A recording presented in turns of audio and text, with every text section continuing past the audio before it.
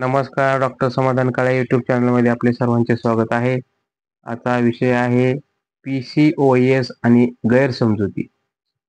Polycystic ovary syndrome म्हणजे PCOS हा प्रजनन वयोगटातील महिलांमध्ये आढळणारा सर्वाधिक सामान्य हार्मोनल विकार असून याबाबत अनेक चुकीच्या समजुती आहेत.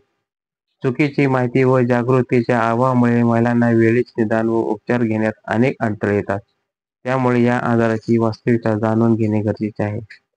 PCOS मध्ये अंडाशयातून सामान्यपेक्षा अधिक प्रमाणात पुरुष हार्मोन्स म्हणजे एंड्रोजन तयार होतात. हार्मोनल असंतुलन, आनुवंशिकता, तणाव, लठ्ठपणा आणि निष्क्रिय जीवनशैली ही याची प्रमुख कारणे आहेत. अनियमित मासिक पाळी, मुरमे, शरीरावर अनावश्यक केस, वजन वाढणे, वंध्यत्वाचा धोका अशी लक्षणे दिसून येतात. आता गैरसमजुती काय आहेत? केवळ जास्त वजनाच्या महिलांनाच PCOSचा त्रास होतो हे चुकीचे आहे. सडपातळ महिलांनाही हा त्रास होऊ शकतो. PCOS म्हणजे वंध्यत्व हा एक गैरसमज आहे. योग्य उपचार व जीवनशैलीत बदल करून हे महिलांना यशस्वीपणे मातृत्वाचा आनंद घेता येतो. अनियमित मासिक पाळी हेच लक्षण नाही. वास्तविक पाहता चेहऱ्यावर मुरूम येणे, केस गळणे, मूड स्विंग होणे, त्वचेवर काळपेटपणा अशी अनेक लक्षणे दिसतात.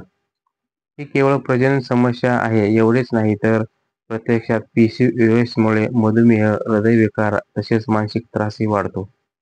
PCOS कायमचा बरा होतो हे खरे नाही. तो पूर्ण बरा न होता अचूक व्यवस्थापन करणे आणि नियंत्रणात ठेवणे मात्र हे करता येऊ शकते. गर्भनिरोधक गोळ्या हाच एकमेव उपाय आहे असे नाही.